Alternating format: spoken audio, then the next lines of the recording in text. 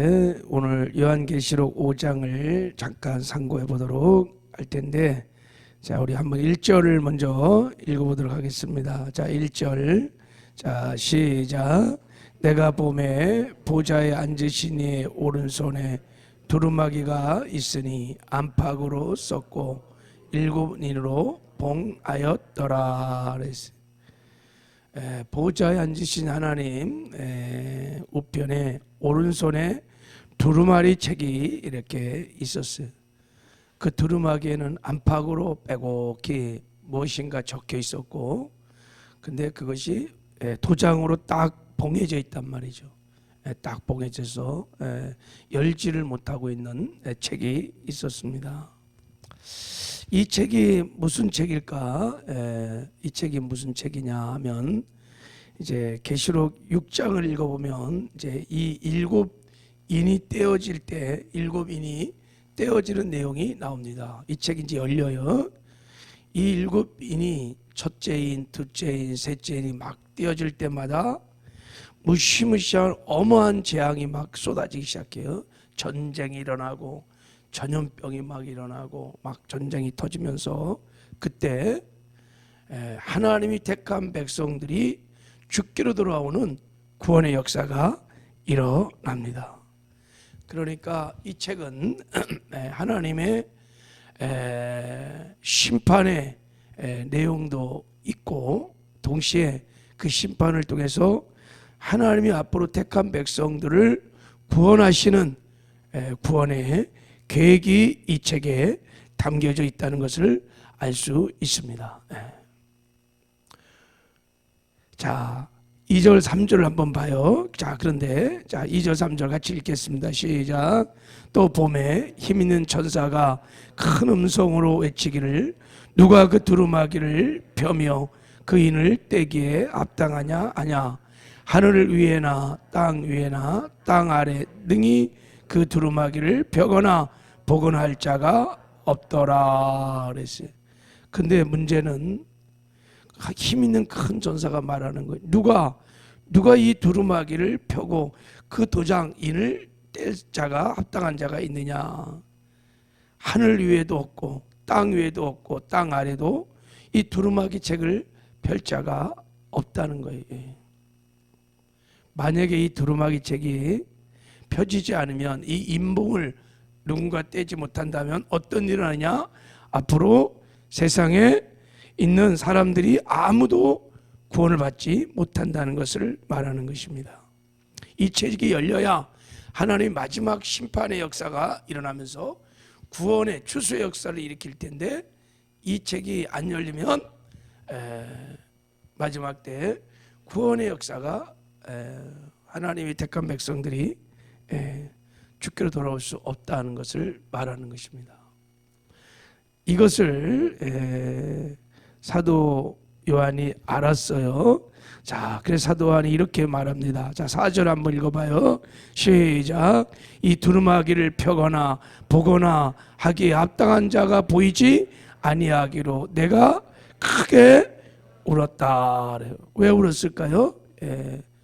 이 인봉이 떼어지지 않으면 수많은 사람들이 앞으로 다 마귀의 노예로 있다가 다 죽는 거예요. 구원의 역사가 일어나지 않는 거예요. 사도 요한이 이것을 알았습니다. 그래서 너무 안타까워서 이 인봉이 떼어져야 마귀에 잡혀있던, 노예로 잡혀있던 하나님의 백성들이 죽게 돌아와 구원받고, 또 마귀가 잡고 있는 이 땅이 회복되어서 이 땅에 하나님의 나라가 천년왕국이 임할 텐데, 이게 안 떼어지면 다 죽는 거예요. 너무 안타까워서 요한이 울고 있었습니다. 그런 얘기예요. 자, 근데 이제 좋은 소식이, 자, 5절을 한번 읽어보겠습니다. 5절 시작. 장로 중에 한 사람이 내게 말하되 울지 마라. 유다 지파의 사자 다윗의 뿌리가 이겼으니 이 두루마기와 그 7인을 떼시리라 하더라 그랬어요. 울고 있는데 24 장로 중에 한 사람인 것 같아요. 울지 마라. 유다 지파의 사자 다윗의 뿌리가 이겼으니 그 두루마기와 그 일곱인을 떼시리라 그랬어요. 유다 지파의 사자 다윗의 뿌리가 누굴까요? 예, 어린 양 대신 예수 그리스도이십니다. 이사야 41장 1절에 보면 이새의 줄기에서 한 싹이 나오며 그 뿌리에서 한 가지가 나서 결실할 것이요. 그래서 예수님이 다윗의 자손으로 후손으로 오신다는 거예요. 바로 어린 양 대신 예수 그리스도가 이 책의 임봉을 떼시기에 합당하다는 것입니다. 오직 예수 그리스도만 임봉을 떼신다는 것입니다. 다시 말하면 예수 그리스도만이 이 마지막 때 이 땅을 심판하시고 심판 중에 택한 백성들을 구원하시는 구원의 역사를 이루어 가신다는 것입니다. 그분만이 심판자이시며 구원자라는 것입니다. 어떻게 해서 예수님이 이 일곱인을 떼시는데 합당하신 분일까요? 왜 그래요? 왜 예수님만이 이 임봉이를 뗄 수 있을까요? 거기 뭐라 그랬어요? 5절에 뭐라 그랬어요? 거기요? 예수님이 어떻게 했다고요? 유다 지파의 사자 다윗의 뿌리가 뭘 했어요? 이기셨다. 그분만이 이기셨다라는 거예요. 그분만이 이 땅에 육신을 입고 오셔서 십자가에서 피를 쏟고 죄 사함의 은혜를 베푸시고 생명을 주시는 구원자이십니다. 다 마귀의 노예가 됐던 인생들에게 예수님이 핏값으로 구속으로 그 백성들을 다 사서 하나님의 백성으로 삼으시는 구원자이시기 때문입니다. 그분만이 이기신 분이에요. 죄도 세상도 마귀도 이기신 분이기 때문에 그분만이 구원자인 것입니다. 그래서 이 인이 뗀 결과 책이 펴진 결과 어떤 일이 나는지를 이제 24장로와 천사들이 하나님 그 예수님을 어린 양 예수님을 찬양하고 있어요. 한번 9절을 한번 읽어봐요. 자, 9절 시작. 그들이 새 노래를 불러 이르되 두루마기를 가지시고 임봉을 떼기에 합당하시도다.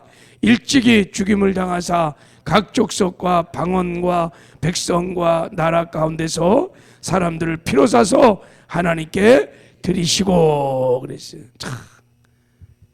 일찍이 죽임을 당하신 어린 양 예수께서 각 족속과 방언과 백성과 나라 가운데 사람들을 피로 사서 구속하셨단 말이죠. 당신의 핏값을 지불하고 죄와 마귀의 노예가 됐던 저와 여러분들을 다 사서 하나님께 드리셨습니다.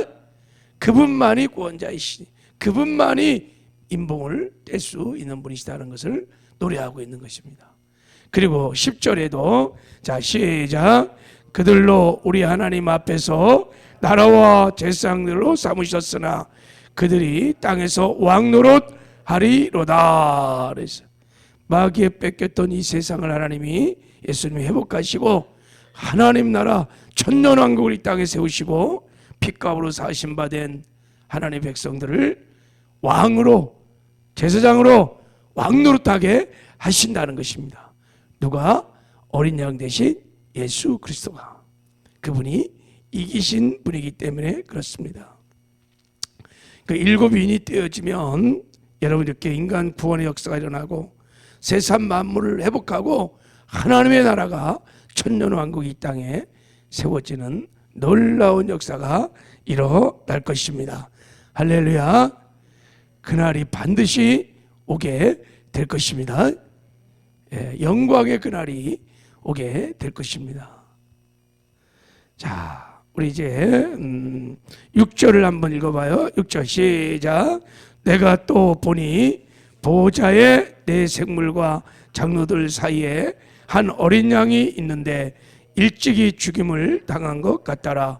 그에게 7뿔과 7눈이 있으니 이 눈들은 온 땅에 보내심을 받은 하나님의 7 영이더라. 그래서 자, 어린 양 대신 예수님을 이제 설명하시는데 자, 거기 보면 어린 양 되신 예수님이 그에게는 7뿔과 7눈이 있다 그랬어요. 7뿔과 7눈이 있다. 7눈은 뭐예요? 이 눈들은 온 땅에 보내심을 받은 하나님의 7영이라, 성령을 말하는 것입니다. 7뿔은 예수님의 권세를 말하는 거예요. 예수님의 권세와 능력을 말하는 거예요. 7영은 성령을 말하는 것입니다. 여러분, 예수님께서 이 놀라운 권세를 가지고 앞으로 7인을 떼실 것입니다. 그리고 예수님이 이 땅에 사시는 동안에 이 놀라운 권세를, 7뿔의 권세를 사용하셔서 구원의 역사를 이루어 주신 것은 7영이, 성령이 예수님과 함께 하셨기 때문입니다. 예수님이 이 땅에 오셔서 그 7영 대신 성령에 완전히 사로잡혀서 성령의 능력으로 죽은 자를 살리고 귀신을 쫓아내고 병든 자를 치료하고 놀라운 구원의 역사들을 이루어 주셨습니다. 누가복음 4장 18절에도 보면 주의 성령이 내게 임하셨으니 이는 가난한 자에게 복음을 전하게 하시려고 내게 기름을 부으시고 나를 보내사 포로된 자에게 자유를, 눈먼 자에게 다시 보게 함을 전파하며 눈먼 자를 자유케 하고 주의 은혜를 전파하게 하려 하심이니라. 이 놀라운 구속의 역사를 어떻게 하셨냐? 주의 성령이 내게 임하셔서. 나사렛 예수에게 성령과 능력을 기름 부듯 하셨음에 저가 두루 다니시며 착한 일을 행하시고 마귀에 눌린 모든 자를 고치셨으니 이는 하나님이 함께 하셨습니다. 예수님이 7영이신 성령께 완전히 사로잡혀서 성령의 능력으로 이 놀라운 권세를 사용하셔서 이기셨다는 것입니다. 앞으로도 성령의 7영 대신 성령에 사로잡혀 7내를 떼시며 이 세상을 심판하시고 또 택한 백성들을 구원하는 역사를 이루어 주신다는 것입니다. 여러분, 우리도, 예수를 믿는 우리도 여러분 뿔이 있는 것을 믿으시기 바랍니다. 우리에게도 놀라운 권세가 있습니다. 여러분, 병을 고치는 권세, 귀신을 내어 쫓는 권세들, 천군 천사를 부릴 수 있는 권세들, 기동답의 권세들, 죄와 세상과 마귀를 이길 수 있는 권세들, 복음을 전하여 이 땅에 하나님 나라를 확장할 수 있는 권세가 있습니다. 이런 권세를 사용하려면 우리도 7영 되시는 성령께 완전히 사로잡혀 살면 이 권세를 사용하기 시작할 수 있습니다. 우리도 성령 충만하면 이 권세를 사용하셔서 예수님처럼 구원의 역사들을 이룰 수 있습니다. 우리가 이 놀라운 권세를 가졌음에도 불구하고 권세를 사용하지 못하는 것은 우리가 성령 충만하지 못해서 그래요. 여러분들 성령 충만하여 예수님처럼 구원의 역사를 이루어 가시는 저와 여러분 되기를 주님의 이름으로 축복합니다. 자, 어떻게 이제 구원의 역사가 7인이 떼어지느냐 이제 설명을 하고 있는데, 자, 우리 7절 8절을 한번 읽어보겠어요. 7절 8절 시작. 그 어린 양이 나와서 보좌에 앉으신 이에 두루마기를 취하시니라. 그 두루마기를 취하심에 네 생물과 24장로들이 그 어린 양 앞에 엎드려 각각 검은 거와 향이 가득한 금대접을 가졌으니 이 향은 성도의 기도드리라 그랬어요. 자, 여기 보면 이제 어린 양 되신 예수님께서 보좌에 앉으신 이의 오른손으로 두루마기를 취했어요. 그리고 이제 8절에 그 두루마기를 취하심에, 책을 딱 취하신다는 것은 이제부터 예수님께서 구원의 심판을 하시겠다는 거예요. 그리고 이제 인을 떼셔갖고 구원의 역사를 시작한다는 거예요. 그럼 이제 막 재앙이 쏟아지고 그리고 택한 백성이 죽기로 돌아오는 구원의 역사가 일어날 것입니다. 근데 이 놀라운 구원의 사역이 어떻게 시작되느냐? 자, 거기 8절을 보세요. 네 생물과 24장로들이 그 어린 양 앞에 엎드려 각각 검은 고를 드렸어요. 두 번째, 향이 가득한 금대접을 가졌으니 그랬어요. 금대접은 뭐예요? 성도들의 기도예요. 기도.